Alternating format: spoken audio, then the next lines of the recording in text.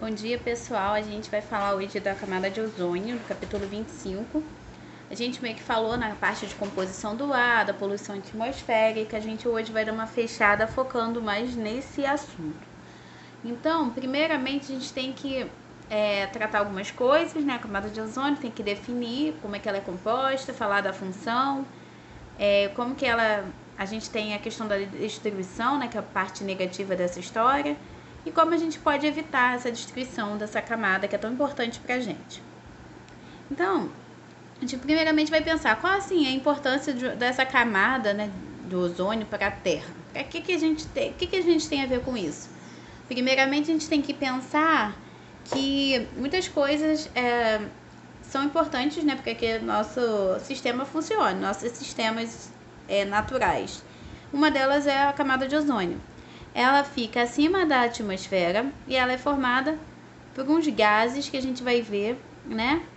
Em alguns locais, se a gente for observar, que é onde a gente vai ter maior radiação, que é o que? Os raios solares chegando na Terra, é onde a gente tem buraco, que é o que a gente vai tratar no final da aula. Então a importância dela se dá justamente por isso, ela funciona como um filtro.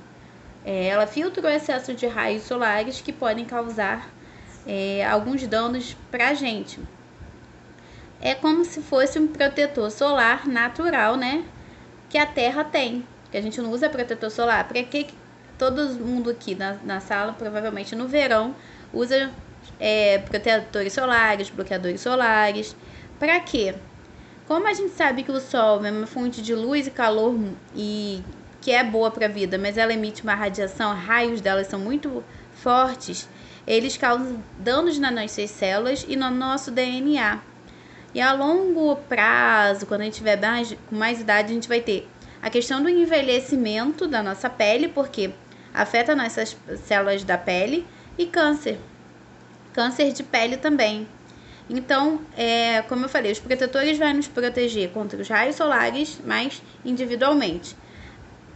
A camada de ozônio não. Ela protege de forma coletiva, né? Então, é um protetor solar natural da Terra. A gente tem um protetor nosso e a gente tem um protetor da Terra, que é essa camada de ozônio. Então, por definição, né, a camada protetora ao redor do planeta é chamada de camada de ozônio, que é composto por O3. O oxigênio que a gente respira é O2. Quando você muda o número aqui, muda o nome. Então, a gente vai ter o ozônio aqui com 3 oxigênios. Por que 3 oxigênios? Porque ele forma como se fosse um escudo mesmo. Quanto maior o número de moléculas de oxigênio, que é esse carinha aqui, mais protetor vai ser o efeito dele. Por isso que o ozônio é formado por 3. Quando a gente tem a destruição, um dele vai embora. Aí esse escudo fica com buraco. E aí você vai ter a maior, a gente chama de buraco, é justamente isso, a quebra desse bichinho aqui, né, desse elemento. E aí vai ficar uma camada desprotegida. É como se eu quebrasse esse escudo e aí você vai ter o Sol agindo aqui com maior incidência. Como eu falei, a camada de ozônio é uma camada protetora que fica ao redor do nosso planeta. Ela, quando a gente está exposta, quando a gente tem uma exposição prolongada ao Sol, eu já falei que a gente tem a questão dos danos à nossa saúde, como câncer de pele, o envelhecimento e a catarata, que é um problema na vista. É importante lembrar que além do protetor solar que a gente compra na farmácia, além do efeito estufa, a gente tem uma proteína na nossa pele chamada de melanina, que ela tem como função dar a cor da nossa pele, do cabelo, dos olhos, e ela é uma proteção natural contra os raios ultravioletas do sol também. Então, o que protege a gente do sol, esse excesso de raio? No caso, a melanina, os protetores solares que a gente compra e a camada de ozônio. Se os 3 funcionarem perfeitamente, você vai ter menos exposição e menos danos à sua saúde. É importante frisar que as pessoas com tom de pele moreno ou negro possuem mais melanina, então elas têm um efeito protetor maior do que as pessoas da raça branca, embora elas possuam melanina, mas com menor quantidade.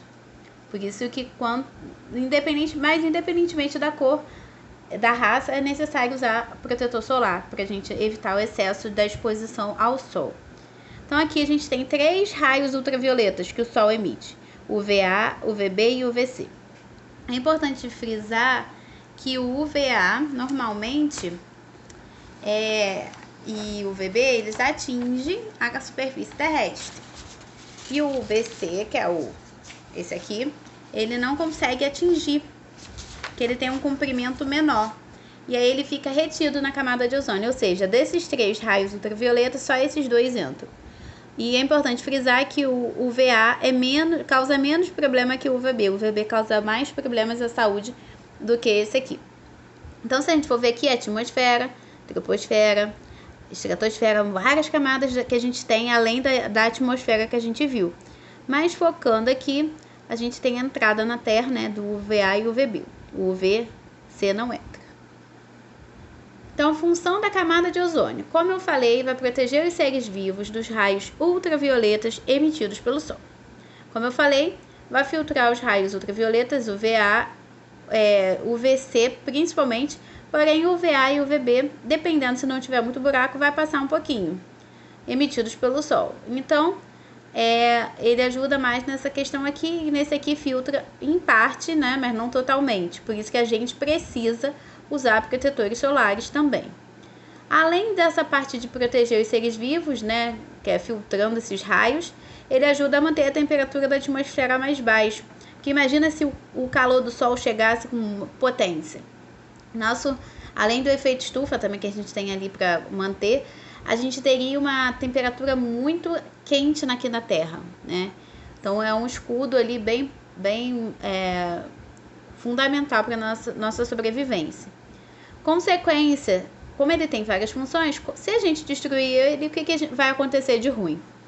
Vai ter uma maior incidência de radiação UVA e UVB, principalmente nos polos, que é onde a gente tem maior buraco, e aquecimento global, porque vai entrar mais calor ali. E fora, o maior desenvolvimento de cânceres e outras doenças que a gente comentou, catarata, por exemplo.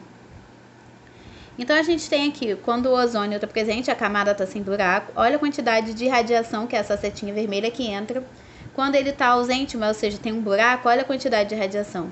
Aqui vai aquecer como se fosse um pouquinho. Aqui vai aquecer 4 vezes mais, um exemplo dessa foto. Aqui só para confirmar que o IVC não é 100% absorvido, né? O UVB 95%, mais 5% que chega, ele causa bastante prejuízo. E o UVA é bastante, ele passa bastante. Por isso que a gente tem que usar bem o protetor solar, porque a gente não sabe a radiação que está chegando pra gente.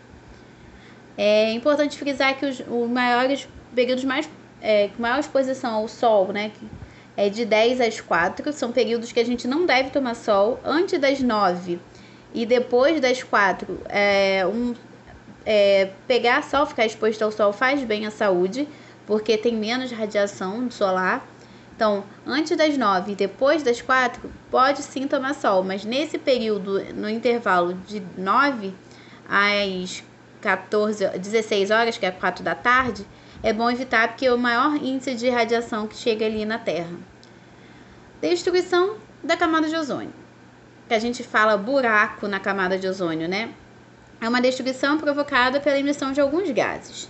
Quem são eles? Os óxidos nitrosos, os cloros, brometos de metilas, os clorofluorcarbonos, que são esses CF6. Mas aí, o que vai acontecer? Eu tô falando desses gases aqui, esses óxidos, coisa e tal.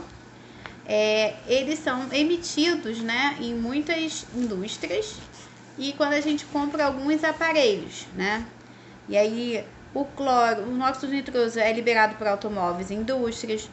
O cloro é liberado por vulcões em erupção. Brometo de metila para a parte de agricultura, tratamento de solo, como inseticida. O clorofluorcarbonos, eles são liberados por aerossóis em alguns refrigeradores. Então, se a gente for pensar, a gente tem a liberação desses gases o tempo inteiro, que vão, em conjunto, destruir o ozônio, que é aquele O3, deixando a camada mais fina e com falhas. Por que é mais fina? Porque eu estou tirando um oxigênio, então o escudo está ficando mais fino. E aí, à medida que você vai gastando aquele escudo, ele vai criando falhas, que são os buracos que a gente conhece. Então, é importante frisar que, além da destruição da camada de ozônio, alguns desses gases também contribuem para intensificar o efeito estufa. E os dois juntos e misturados, como vocês dizem, leva ao quê? Ao aquecimento global. Então é uma parada bem sinistra que ele vai causando, né, esses gases, todos os gases liberados, poluentes, eles causam muitos danos, né, à natureza e para a gente também. Então por isso que a gente tem que criar medidas, né, que é o próximo tópico que a gente vai comentar, que para poder diminuir isso. Quanto menos chegar esses raios, melhor pra gente. E é importante também, deixa eu lembrar aqui, que a maior incidência dessas de radiação nos polos, né, mais o aquecimento, que eu falei que é o então, os dois juntos misturados, a destruição da camada de ozônio e o efeito estufa, vai aumentar a temperatura e vai ter todas aquelas consequências que a gente falou semana passada, como por exemplo, acelerar o derretimento das geleiras, aumentando o nível de oceanos, fora, como eu falei, a questão das doenças que provocam. Então a camada de ozônio está aqui, olha a molécula de clorofluorcarbono como um exemplo de gás que vai causar essa destruição. Quando é emitido na atmosfera, tem 3 moléculas aqui, ele quebra uma dessas, aí a molécula deixa para trás um oxigênio, o oxigênio, coitado, vai embora e só fica um O2 aqui que não vai causar o efeito protetor. Olha como que esse é meio que dentado, ele meio que faz um efeito protetor maior do que esse aqui, que fica mais solto. Então, aí a camada vai ficando fina e com falhas, né? Porque você perdeu um carinha desse aqui. Porque o cloro que vem aqui rouba ele e vai ficar esse carinha aqui desprotegido. Outros químicos que você vai ter, né, que destrói outros produtos químicos. Você tem os clorofluorcarbonos, que eu falei, são liberados em aerossóis, gases refrigerantes, que é o quê? Gases que são colocam em refrigeradores e solventes. Os HCF6, hidroclorofluorcarbono, nome difícil, que também é encontrado na mesma forma, extintores de fogo, em pesticidas, que a gente tem bastante cloro, brometos lá, então assim, são paradas que tem muita substância química. E aí vai destruir esse nosso escudo maravilhoso que tem aqui. Então basicamente funciona isso, como eu falei, quem consegue atingir a camada de ozônio não é filtrada totalmente, é o UVA e a UVB, mais UVA menos UVB. E o UVC é completamente absorvido. Medidas para evitar a destruição da camada de ozônio. Existe a questão do Protocolo de Montreal, que foi um acordo feito com 190 países, que visava o quê? Diminuir a fabricação e a comercialização de produtos que vão emitir essas substâncias que eu falei, que ajudam a destruir a camada de ozônio. O Brasil aderiu só em 1990 e os resultados foram tantos promissores, mas ainda tem muita coisa para ser feita. Ocorreu a diminuição do uso desses clorofluorcarbonos e aí foi observado por uns pesquisadores que houve uma recuperação na Antártica, né, que são os polos do planeta, dessa camada de ozônio. Então funcionou um pouco, né, embora não funcionou completamente, mas já deu uma ajuda significativa, né? O pouco que se faz já é o suficiente para ajudar um pouco ajudar bem a natureza. Aí a gente vai falar agora das medidas, né? Como que a gente pode resolver esse problema? São medidas para evitar esse aumento dessa camada. O maior buraco que já foi visto pelo cientista foi sobre o Polo Sul. O aumento dessa radiação solar que penetra através dessa parte destruída, como eu falei, vai estar aumentando o aquecimento global e aí nesse Polo Sul pode aumentar a questão das geleiras. E por isso houve esse protocolo de Montreal para não haver problemas e estabelecer algumas ideias. E são essas ideias aí que foram agregadas e que a gente pode levar, né, para a vida.